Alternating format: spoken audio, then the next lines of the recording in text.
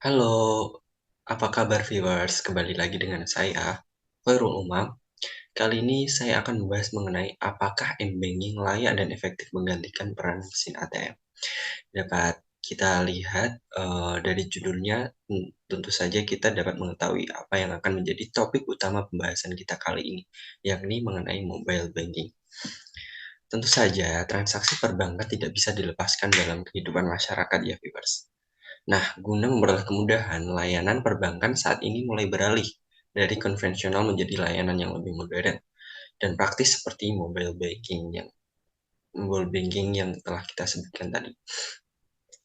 Nah, kita akan membahas mengenai apa sih mobile banking itu. Mobile banking atau lebih akrab disebut dengan m-banking adalah layanan perbankan di mana nasabah bisa melakukan transaksi perbankan via smartphone. Nah, konsep dari mobile banking itu sendiri yaitu memungkinkan nasabah dapat bertransaksi dari kantor cabang bank yang sama atau bank yang berbeda secara terbatas dan dapat dilakukan di mana saja selama jaringan internet dan juga jaringan seluler masih tersedia. Banyak yang menilai layanan ini lebih hemat waktu dan juga tenaga karena nasabah tidak perlu antre berjam-jam di ATM maupun bank pusat. Kemudian kita akan membahas mengenai fitur-fitur yang dimiliki oleh mobile banking. Fitur-fitur yang dimiliki yaitu pertama, layanan informasi. Melalui layanan informasi kita dapat mengetahui jumlah saldo ATM kita, mutasi rekening, suku bunga, hingga lokasi cabang bank atau ATM yang terdekat dengan lokasi kita saat ini. Kemudian yang kedua yakni mengenai layanan transfer antar bank tanpa perlu ke ATM. Kemudian yang ketiga yakni layanan pembayaran di mana kita dapat melakukan pembayaran pajak, asuransi tagihan listrik, PDAM, paket internet, dan lain-lain melalui aplikasi mobile banking itu sendiri. Kemudian yakni layanan pembelian berupa top up atau top up saldo, e-wallet atau dompet digital seperti Dana, OVO, Shopify, dan lain-lain. Kemudian kita akan membahas mengenai seberapa efektif sih m-banking ini. Kita dapat menganalisis melalui kelebihan dan kekurangannya. Pertama, mengenai kelebihannya, tentu saja dapat diakses kapanpun dan dimanapun 24 jam, 7 hari seminggu.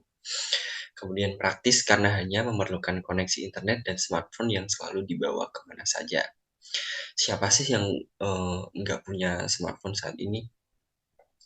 Kemudian yang ketiga ini fiturnya yang lengkap, serta biayanya yang dikenakan cukup murah. Apabila kita melakukan transaksi melalui teller bank atau melalui teller bank itu bisa dikenakan biaya admin. Kalau mobile banking mungkin enggak ya. Kemudian yang mengenai kekurangan yakni fitur keamanannya yang diragukan karena berupa koneksi enkripsi yang bisa diretas saat smartphone dicuri. Kemudian yakni yang kedua ketergantungan pada koneksi internet. There's no internet, if no internet connection, there's no service. Jika tidak ada koneksi internet, maka tidak akan ada layanan. Kemudian yang ini mengenai rawan smishing, yaitu pengguna m-banking menerima SMS palsu, spam SMS yang menanyakan detail rekening dari seorang hacker yang menyamar sebagai institusi keuangan. Nah, ini sering banget sih kalau soal ini biasanya spam-spam itu ganggu banget. Apalagi sampai nipu nih. Nah, kemudian apakah dengan keberadaan m-banking ini ke depannya ATM akan digantikan? Oke, kita akan membahas dulu mengenai targetnya tadi. Menurut berdasarkan targetnya, tentunya adalah para anak muda dan juga generasi Z serta orang-orang yang memiliki tingkat literasi yang tinggi guna mengurangi terjadinya kesalahan transaksi. Jarang banget saya nemuin orang-orang tua itu melakukan transaksi menggunakan aplikasi mobile banking karena mungkin mereka menilai terlalu ribet atau fitur-fitur yang dimiliki terlalu complicated.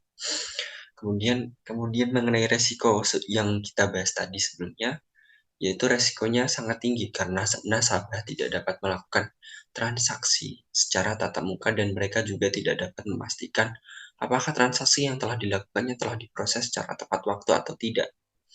Selain itu, resiko keamanan seperti kebocoran data dan privasi pengguna juga menjadi ketakutan tersendiri bagi nasabah yang masih enggan menggunakan m-banking.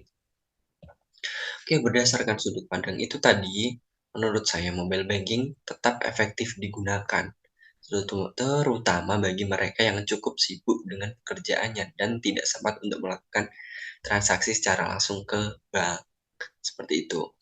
Namun penggunaan mesin ATM masih tidak bisa ditinggalkan begitu saja.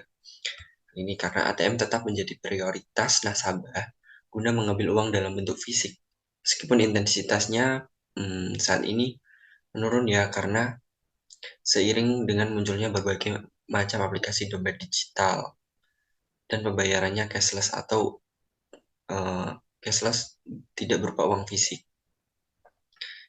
Kemudian ke depannya pihak bank juga menurut saya harus meningkatkan kualitas keamanannya, terutama keamanan data pengguna serta melakukan kontrol guna menghindari kejahatan dunia internet seperti smishing tadi. Karena m-banking membutuhkan internet untuk mengaksesnya, serta meningkatkan fitur-fiturnya agar lebih sederhana serta memberikan kenyamanan bagi para pengguna. Sekian dari saya, terima kasih. Sampai jumpa di kesempatan berikutnya.